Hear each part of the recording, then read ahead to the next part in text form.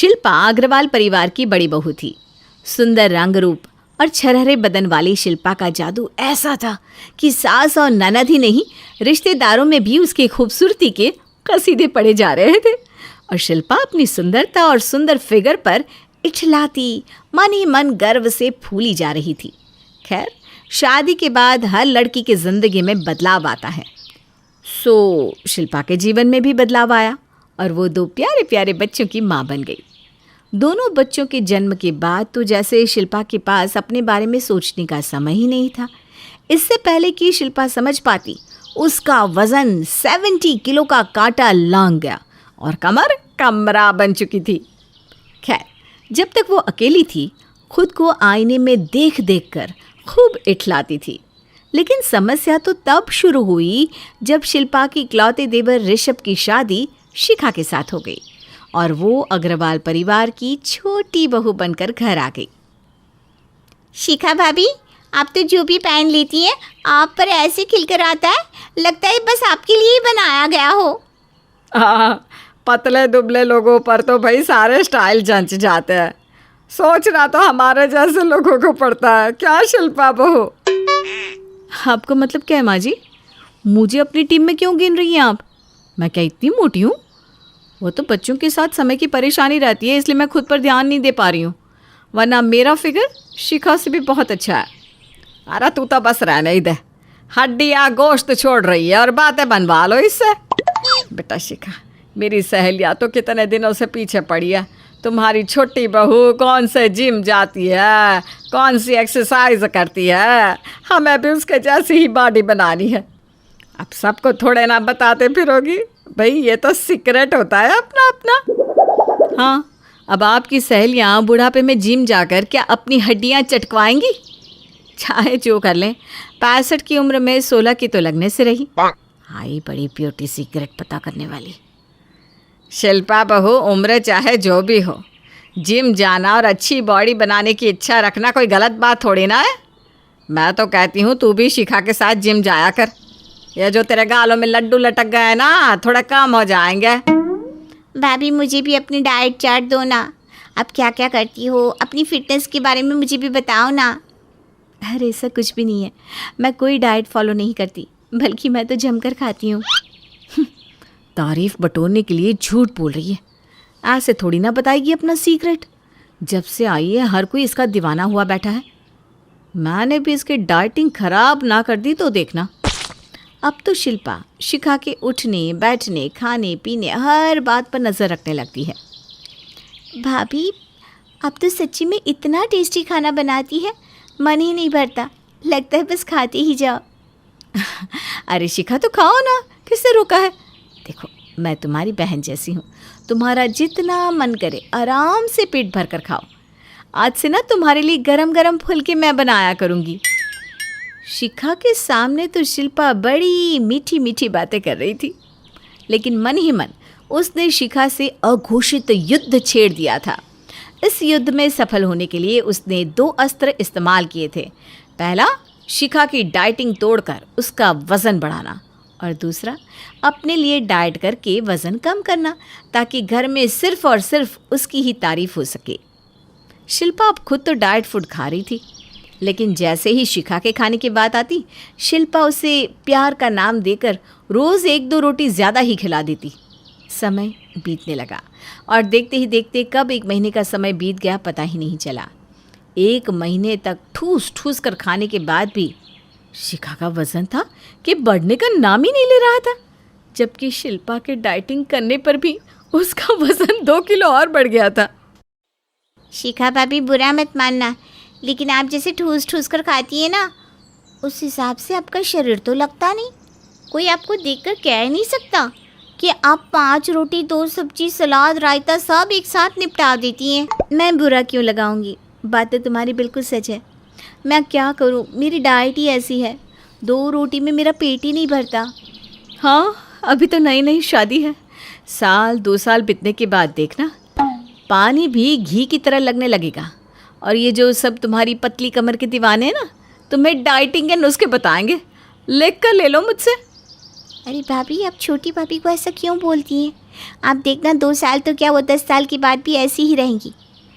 आप सबको अपनी तरह मत समझा करो भाभी। हाँ, मैं इसे ऐसा रहने दूंगी तब ना। जंग में तो सब जायज़ होता है, इसलिए अब से इस लड़ाई को जीतने के लिए मेरा हथियार गुस्सा नहीं प्यार होगा। शिल्पा अब देवरानी शिखा पर कुछ ज़्यादा ही प्यार लुटा रही थी। अच्छा शिखा, ये बताओ तुम्हें मीठे में क्या खाना पसंद है? मुझे रसमलाई, रबड़ी, जलेबी सब पसंद है। और भाभी आपको? मैं मिठाई नहीं खाती। अच्छा, मैं ना रसमलाई बना रही हूँ, तुम खाकर बताना कैसी बनी है। अच्छा, तू रसमलाई बनाएगी? पिछले 5 साल में तूने कभी खीर भी ना बनाई और आज देवरानी को रसमलाई खिला रही है। क्या बात है, बता भी दे। माँ जी, जब से शिखा आई है ना, तो उसके लिए मेरा कुछ न कुछ स्पेशल बनाने का दिल करता ही रहता है। मेरी छोटी बहन जैसी है ना बिल्कुल। क्या भाभी, मुझ में कांटे लगे हैं क्या? इतने सालों में आपने मुझे तो कभी छोटी बहन नहीं समझा। अरे ऐसी कोई बात नहीं है प्राची, तुम भी मेरी छोटी बहन की जैसी हो। अब तो शिल्पा शिखा का वज़न बढ़ाने के लिए उसको कभी रसमलाई बनाकर खिलाती तो कभी रबड़ी। शिखा भी जेठानी के प्यार के आगे कभी ना नहीं कहती और भर भर के कभी मिठाई तो कभी चाट तो कभी नाश्ता बस खाए जा रही थी। लेकिन शिखा के वज़न ने तो जैसे ना बढ़ने की कसम खा रखी थी।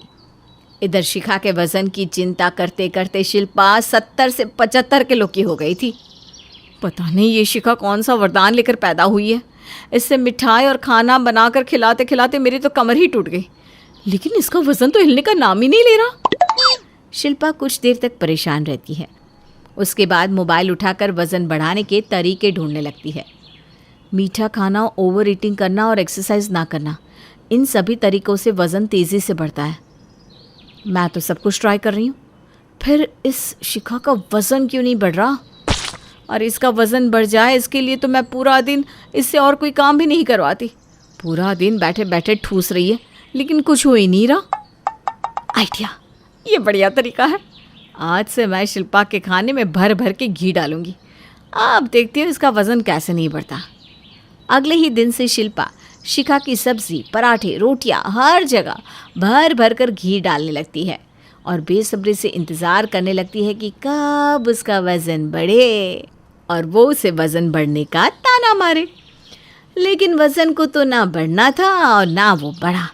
अब तो शिल्पा का सब्र जवाब दे गया और अपना दुख बांटने के लिए उसने अपनी सहेली को फ़ोन मिला दिया।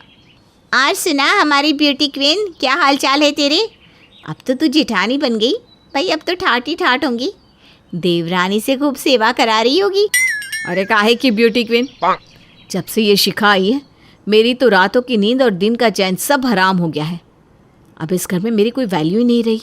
जिसे देखो शिखा की सुंदरता की पीपनी बजाता रहता है। मैं तो अब उनके लिए मोटी और भद्दी हो गई हूँ। ये तो बड़ी गलत बात है। तू भी तो जेठानी है, दिखा दे अपनी ठसक। 4 दिन में सब लाइन पर आ जाएंगी। अरे यार, मैं नहीं चाहती कि घर में लड़ाई झगड़ा हो, इसलिए मैं तो चुपचाप उसके वेट बढ़ने का इंतज़ार कर रही हूँ। तुझे पता है, जब से उसकी शादी हुई है मैं तीनों टाइम का खाना उसे बिस्तर पर बिठा कर खिला रही हूँ। इतना खाती है क्या बताऊँ। कभी रबड़ी, कभी जलेबी, 6 रोटी, 3 कटोरी चावल, लेकिन मजाल है जो उसका 1 ग्राम भी वज़न बढ़ा हो। पता नहीं इतने सूखे शरीर में इतना खाना वो कहाँ लेकर जाती है। लगता है तू पूरी जान लगाकर देवरानी की सेवा कर रही है। इतना काम करते करते तू पक्का पतली हो गई होगी। पतली? अरे स्ट्रेस लेकर मेरा 5 किलो वज़न और बढ़ गया। तभी शिखा हंसते हुए दरवाजे के पीछे से बाहर आती है। अच्छा, तो ये राज है आपके इतने लाड़ प्यार का। तभी मैं सोचूं जेठानियाँ इतना लाड़ कब से करने लगी। अरे भाभी, मैं पानी की जगह घी भी पी लूँ ना तो भी मेरा वज़न नहीं बढ़ने वाला। मैं बचपन से ही ऐसी हूँ। और आपको एक राज की बात बताऊँ, मुझे ऐसा सूखा पापड़ होना कतई पसंद नहीं है। मुझे तो भरा भरा शरीर अच्छा लगता है। बचपन से मुझे सब सूखा पापड़ कहकर चिढ़ाते हैं। आप इतनी प्यारी हैं, आप मेरे जैसे क्यों बनना चाहती हैं भाभी? शिखा की बात सुनकर शिल्पा का सारा गुस्सा भी छू हो जाता है और वो समझ जाती है कि मोटा या पतला होना अपने हाथ में नहीं है। भाभी, मैं तो रसोई में रसमलाई लेने आई थी, अभी रसमलाई मिलेगी या नहीं? अरे खाओ खाओ, खूब खाओ। और रसमलाई तो मुझे भी बहुत पसंद है। वैसे ना मैं वज़न की चिंता में ही नहीं खाती लेकिन आज से मैं भी वज़न की चिंता छोड़कर जी भर के खाऊंगी और पीऊंगी। बस उस दिन के बाद दोनों देवरानी जेठानी मिलकर रसमलाई उड़ाने लगती हैं। निशा एक बहुत बड़ी कंपनी में जॉब किया करती थी और उसका पति आशीष भी बहुत अच्छी नौकरी करता था। निशा के देवर सुदेश की भी अच्छी नौकरी थी, लेकिन सुदेश की पत्नी सिया कोई नौकरी नहीं करती थी और इसी वजह से सिया को सारा दिन घर का काम करना पड़ता था। निशा अपनी अच्छी नौकरी होने के कारण अपने आप पर बहुत घमंड करती थी। निशा के साथ सास ससुर दोनों नौकरी करते थे, यानी कुल मिलाकर पूरा परिवार नौकरी में था सिवाय सिया के। सिया, मेरा ब्रेकफास्ट रेडी है ना? मुझे ऑफिस के लिए लेट हो रहा है। हाँ भाभी, मैंने ब्रेकफास्ट टेबल पर लगा दिया है। सिया, मेरी ग्रीन टी बना दी ना तुमने? जी भैया, वही टेबल पर रखी है। देखो सिया, आज मैं नाश्ते में सिर्फ सैलेड खाने वाली हूँ और तुम्हारे पापा जी फ्रूट। जरा जल्दी से लेकर आना। जी मम्मी जी, पापा जी, बस अभी 2 मिनट में लाती हूँ। सिया, मेरी शर्ट अभी तक आयरन नहीं की तुमने, कब करोगी? बस 2 मिनट, मम्मी पापा को ब्रेकफास्ट देकर अभी आ रही हूँ सुदेश। ये सिया भी ना एक तो बेरोजगार है, फिर भी किसी का भी काम टाइम पर करके नहीं देती। ऐसा नहीं कहते निशा, तुम देख रही हो ना, सिया सुबह से भाग भाग कर सबके काम कर रही है। अरे इसे भी कोई काम करना कहते हैं? काम तो वो होता है जो ऑफिस में करते हैं, जिसके बदले में हमें 4 पैसे मिलते हैं। लेकिन सोचो, अगर सिया भी नौकरी पर जाने लगी तो रोज सुबह सुबह तुम्हें ये गर्मा गर्म नाश्ता, चाय, कॉफी ये सब कैसे मिलेगा? चुपचाप बैठो और अपना नाश्ता करो। हाँ, वैसे बात तो आपकी ठीक है। बिना बात की बेरोजगार देवरानी घर में है, भलाई इसी में है कि उसे ऐसा ही रहने दिया जाए। थोड़ी देर बाद सुदेश भी ऑफिस के लिए निकल जाता है। सब लोग अपने अपने काम पे चले जाते हैं और घर में सिया अकेली रह जाती है। तभी सिया की जेठानी उसे फोन करती है। हेलो सिया, देखो वो क्या है ना, आज शाम को मेरी ऑफिस की कुछ फ्रेंड्स आएंगी घर पर, तो तुम प्लीज कुछ अच्छा सा बना कर रख देना खाने के लिए। और सुनो, मेरी फ्रेंड्स को ना इंग्लिश फूड पसंद है। लेकिन भाभी, उसमें तो बहुत वक्त लग जाएगा, हम किसी रेस्टोरेंट से ऑर्डर कर देते हैं ना। अरे नहीं नहीं, ऑर्डर करना होता तो मैं यहीं से नहीं कर देती। असल में मैं उन्हें होममेड फूड खिलाना चाहती हूँ और मैंने ना तुम्हारी कुछ ज्यादा ही तारीफ कर दी है, तो प्लीज अच्छा सा बनाना, ठीक है? जी भाभी, ठीक है, आप अपनी फ्रेंड्स को लेकर आ जाइए, मैं सारा कुछ बनाकर रख दूंगी। शाम को जब निशा अपनी सहेलियों को लेकर घर आती है। अरे यार, हमें तो इंग्लिश फूड पसंद था, ये तूने क्या बनवा दिया? क्यों, इसमें कोई प्रॉब्लम है क्या? सारी रेसिपीज तो इंग्लिश वाली है। हाँ, लेकिन ऐसा लगता है जैसे इन सब में किसी ने देसी तड़का मार दिया हो। वो क्या है ना, मेरी देवरानी ने बनाया है। अरे कितने अच्छे से सब कुछ मैंने उसे समझाया था, लेकिन वो भी ना कुछ समझ में ही नहीं आता। क्या हुआ, आप लोगों को मेरा बनाया हुआ खाना पसंद नहीं आया क्या? वो क्या है ना, खाना तो अच्छा है, लेकिन बस इंग्लिश की जगह थोड़ा सा इंडियन फूड का स्वाद आ रहा है इसमें, इसलिए मुझे थोड़ा कम पसंद आया। अरे यार, इसमें ना मेरी देवरानी की कोई गलती नहीं है। क्या है ना, वो सारा दिन घर में रहती है, बेरोजगार है ना, कभी कहीं बाहर नहीं निकलती। अरे नौकरी करने जाती होती तो कुछ चीजों का पता तो होता। अच्छा, फिर तो आप मुझे माफ कर दीजिए, मुझे नहीं पता था कि ऐसी बात है। सिया को अपनी जेठानी की बात बहुत बुरी लगती है और फिर कुछ दिनों के बाद सुदेश के दोस्त घर पर मिलने के लिए आते हैं। सिया, ये मेरे दोस्त हैं और ये मेरी पत्नी सिया। नमस्ते भाभी जी, सुदेश आपकी बहुत तारीफ करता है। Thank you so much. Sudesh, तेरे घर आकर तो बहुत अच्छा लग रहा है। तुम्हारे घर में तो सब नौकरी करते हैं, यहाँ तक कि तेरे मम्मी पापा भी ना। हाँ, बस एक मेरी बीवी के अलावा सब नौकरी करते हैं। क्या बात कर रहे हो भाभी, आप जॉब नहीं करती क्या? जी नहीं, मैं घर पर ही रहती हूँ, मेरा मतलब हाउस वाइफ हूँ। लेकिन भाभी, आपके सास ससुर भी जॉब करते हैं, आपको कभी बुरा नहीं लगता इस तरह घर में रहना?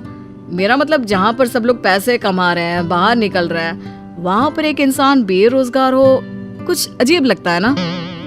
वो क्या है ना, मेरी बीवी को घर संभालने का शौक है, बेरोजगार वाली जिंदगी बहुत पसंद है उसे।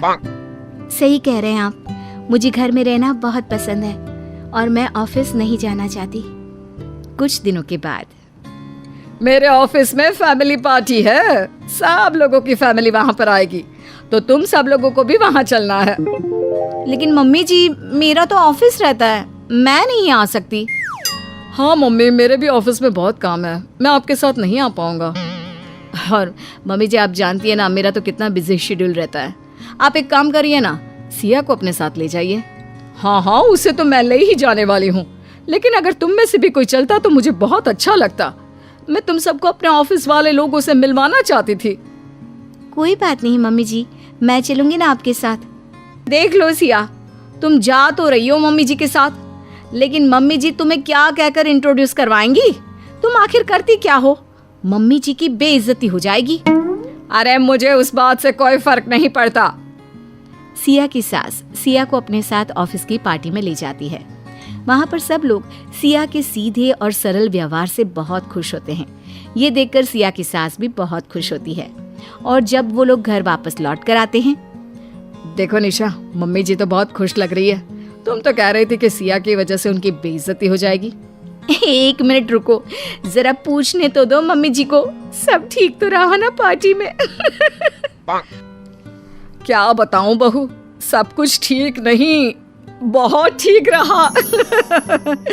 और मेरी बात कान खोलकर सुन ले, आज के बाद कोई सिया को इस घर में बेरोजगार कहकर नहीं बुलाएगा। अरे मम्मी, लेकिन ऐसा क्या हो गया?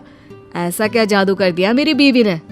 देखो बेटा, ऐसा है कि जादू करने वाली कोई बात तो है नहीं, लेकिन सारा घर संभालने के साथ साथ सिया ने आज ऑफिस की पार्टी में मेरे साथ चलकर और अपने अच्छे व्यवहार से सबका दिल जीत लिया है। और एक तुम लोग हो जिन्हें सिर्फ नौकरी करना आता है, और तुम सिया को बेरोजगार कहते हो। तुम लोगों को कोई हक नहीं है उसे बेरोजगार कहने का। आज हम सब ऑफिस इसीलिए जा पाते हैं क्योंकि सिया हमारे सारे काम करके तैयार रहती है। आज से कोई सिया को बेरोजगार नहीं कहेगा। सुंदरलाल अपने पूरे परिवार के साथ विष्णुपुर में रहता था। उनका परिवार बहुत खुशहाल था। बड़े बेटे मनीष की शादी के बाद मुकेश भी शादी के लायक हो चुका था और वे लोग पायल को मुकेश के लिए पसंद कर लेते हैं। अब मुकेश की शादी के बाद मैं अपनी सारी जिम्मेदारियों से मुक्त हो जाऊंगा। हाँ पापा, बस हमारे घर में इसी तरह खुशियाँ बनी रहे और पायल भी इस घर को अपना घर मानकर हमारी खुशियों में चार चांद लगा दे। कुछ दिन बाद मुकेश की शादी पायल से हो जाती है। पूजा पायल को अपनी छोटी बहन की तरह मानती है। इस घर को अपना ही घर समझो पायल। पिताजी ने मुझे कभी अपनी बहू नहीं समझा, वे मुझे अपनी बेटी की तरह ही मानते हैं। अब तुम भी इस घर की बेटी ही हो। तुम्हें किसी भी चीज की जरूरत होगी तो बिना हिचकिचाए मुझसे कहना। ठीक है भाभी। अगले दिन सब एक साथ खाने की मेज पर बैठे होते हैं। पूजा बेटी, आज खाना तुमने बहुत स्वाद बनाया है। वाह, मजा आ गया। थैंक यू पापा। हाँ भाभी, खाना वाकई बहुत स्वाद बना है। पेट भर गया लेकिन मन नहीं भर रहा। ये सब कुछ पायल देख रही होती है और उसे लगता है कि इस घर में पूजा की ही चलती है। उसका पति भी पूजा की ही तरफदारी करता है। उसी वक्त वो अपने मन में ठान लेती है कि एक दिन वो इस घर में पूजा की जगह ले लेगी। 6 महीने बीत जाते हैं और एक दिन पायल को पता चलता है कि वो माँ बनने वाली है। I am pregnant. तुम पापा बनने वाले हो। व्हाट? तुमने मुझे इस दुनिया की सबसे बड़ी खुशी दी है Payal. Thank you so much. I am नहीं, वी आर प्रेग्नेंट कहो। ये बच्चा हम दोनों के प्यार की निशानी है। मुकेश खुशी से झूम उठता है और ये बात पूरे घर में बताता है। पूरे घर में खुशियों का माहौल छा जाता है और सब लोग नए मेहमान के आने की तैयारी में जुट जाते हैं। पायल, इस घर को जिसका इंतजार था, तुम्हारी वजह से वो दिन आया है। इस घर के वारिस को तुम जन्म देने वाली हो। मैं बदनसीब अभागन, मेरे नसीब में तो माँ बनने का सुख है ही नहीं। तो क्या हुआ भाभी, फिर भी तो इस घर में आप ही की चलती है। पायल को लगता है कि अब सब कोई उसे ही ज्यादा मानेंगे और पूजा की इज्जत कम हो जाएगी। लेकिन जैसा पायल ने सोचा था वैसा कुछ भी नहीं होता। वो लोग आज भी पूजा को ही मान और इज्जत ज्यादा देते हैं। ये सब पायल से बर्दाश्त नहीं होता। पायल मन ही मन कहती है, मैंने तुम्हें इस घर से धक्के मारकर ना निकलवाया ना, तो मेरा नाम भी पायल नहीं। आज पायल की गोद भराई का फंक्शन है। मोहल्ले के कुछ लोग और रिश्तेदार उनके घर पर आए हैं। पायल ने भी अपनी कुछ सहेलियों को बुलाया है। पायल अपने दोस्तों से ये भी कह देती है कि उसकी जेठानी कभी माँ नहीं बन सकती। पूजा भाभी, हमारी दोस्त ने तो आते ही इस घर को वारिस दे दिए। सुना है आप तो बांझ है। पता नहीं मनीष भैया ने आपको कैसे रखा है यहाँ। हमारे गांव में तो ऐसी औरतों को घर से ही निकाल देते हैं। हाँ नहीं तो। हाँ बहन, तुम्हारी दोस्त बहुत अच्छी है। मैं अभागन इस घर के लायक ही नहीं। मुकेश अपनी भाभी की बेइज्जती नहीं बर्दाश्त कर पाता। Shut up, just shut up. अब एक शब्द मेरी भाभी के लिए कहा ना तो मुझसे बुरा कोई नहीं होगा। ये मेरी भाभी नहीं, भाभी माँ है। इन्होंने मुझे जन्म नहीं दिया तो क्या, अपने बच्चे की तरह ममता दी है। निकल जाओ यहाँ से। जो भी इस घर में मेरी भाभी की इज्जत नहीं कर सकता वो हमारा मेहमान नहीं। तो मेरे दोस्तों की इस तरह से बेइज्जती नहीं कर सकते। इस घर में मेरी कोई इज्जत ही नहीं, सबको इन्हीं की पड़ी रहती है। भगवान का करिश्मा भी अजीब है। अच्छे को अच्छा और बुरे को बुरा ही देते हैं। अगले दिन पायल का मिसकैरेज हो जाता है और वो फूट फूट कर रोने लगती है। ये क्या हो गया मुकेश, भगवान ने ये क्या कर दिया। मैं नहीं जी सकती अब। मेरा बच्चा इस दुनिया में आने से पहले ही चला गया। खुद को संभालो पायल, इस तरह से मन छोटा नहीं करते। देखना जल्दी ही तुम्हारी गोद फिर से हरी हो जाएगी। हम सब हैं तुम्हारे साथ। आप ही की नजर लगी है मेरे बच्चे को, बांझ कहीं की, खा गई मेरे बच्चे को। पूजा की आंखों में आंसू भर जाते हैं। मुकेश गुस्से से आग बबूला हो जाता है और पायल को थप्पड़ मार देता है। गुस्से में पायल उसी वक्त घर छोड़कर अपने मायके चली जाती है। ये क्या कर दिया मुकेश तुमने? रोक लो पायल को, वो पहले से ही इतनी दुखी है। मैंने उसकी बात का कभी बुरा नहीं माना। वो बच्ची है अभी। रोक लो मुकेश, उसे रोक लो।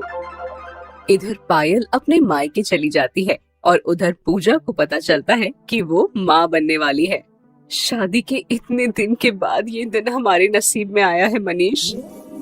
काश पायल भी हमारी खुशियों को बांटने के लिए यहाँ होती। पूजा मुकेश को पायल को घर वापस लाने के लिए कहती है। भाभी के समझाने पर मुकेश पायल को घर लाने के लिए उसके मायके जाता है। भाभी माँ बनने वाली हैं। इस वक्त उन्हें देखभाल की जरूरत है। तुम मेरे साथ वापस चलो। मैं नहीं जाऊंगी तुम्हारे साथ। उस घर में मेरी कोई इज्जत ही नहीं है। क्यों जाऊं मैं तुम्हारे साथ? पायल के दिमाग में एक षड्यंत्र आता है। उसे लगता है कि बच्चा होने के बाद पूजा की इज्जत उस घर में और बढ़ जाएगी, तो क्यों ना उस बच्चे को ही मरवा दिया जाए। और इसी प्लान को पूरा करने के लिए वो मुकेश के साथ जाने को राजी हो जाती है। मुझे माफ कर दीजिए भाभी, मैंने आपको गलत समझा। अब आप बस आराम कीजिए, मैं हूँ ना इस घर को देखने के लिए। पायल तुम चिंता मत करो, भगवान जल्दी तुम्हारी भी गोद भरेगा। कुछ दिन बाद पायल और पूजा डॉक्टर के पास रेगुलर चेकअप के लिए जाते हैं और रास्ते में पायल अपने मन की भड़ास पूजा पर निकाल देती है। आपको क्या लगता है कि मैं आपको पसंद करती हूँ? जी नहीं, आई हेट यू। मैं नफरत करती हूँ आपसे। इस घर में जब से मैं आई हूँ तब से सब आप ही की गुलामी करते हैं। मैं इन लोगों के लिए कुछ भी नहीं। तुम्हारे दिल में मेरे लिए इतनी नफरत है। मैंने हमेशा तुम्हें अपनी छोटी बहन की तरह समझा और तुम मुझसे इतना जलती हो। तुम चाहती हो तो मैं इस घर को छोड़कर चली जाऊंगी। तुम बस मेरे मुकेश का ध्यान रखना। आपको क्या लगता है कि ऐसा कहकर आप मेरी नजर में अच्छी बन जाएंगी? ऐसा नहीं है पायल। पायल दूसरे दिन पूजा को छत से धक्का देने ही वाली होती है कि तभी वहाँ मुकेश आ जाता है और सब देख लेता है और अपनी भाभी को बचा लेता है। तुम इतना गिर जाओगी पायल, मैंने कभी नहीं सोचा था। इतना नफरत करती हो तुम भाभी से। तुमने ये तक नहीं सोचा कि उनकी कोख में एक बच्चा पल रहा है। कम से कम एक औरत होने के नाते बच्चे का ख्याल कर लेती। क्या करती मैं मुकेश, तुम ही बताओ। जिस दिन से मैं इस घर में ब्याह कर आई हूँ सब पूजा पूजा ही करते हैं। मुझे तो कोई इस घर में कुछ नहीं समझता। निकल जाओ तुम यहाँ से, मेरी नजरों से दूर हो जाओ। मुझे तुमसे कोई रिश्ता नहीं रखना। ऐसा मत कहो मुकेश, मैं तुमसे प्यार करती हूँ। नहीं चाहिए मुझे ऐसा कोई भी आदमी जो मेरी माँ जैसी भाभी की इज्जत ही नहीं करता। मुकेश पायल को तलाक दे देता है और उसे अपनी जिंदगी से हमेशा के लिए बाहर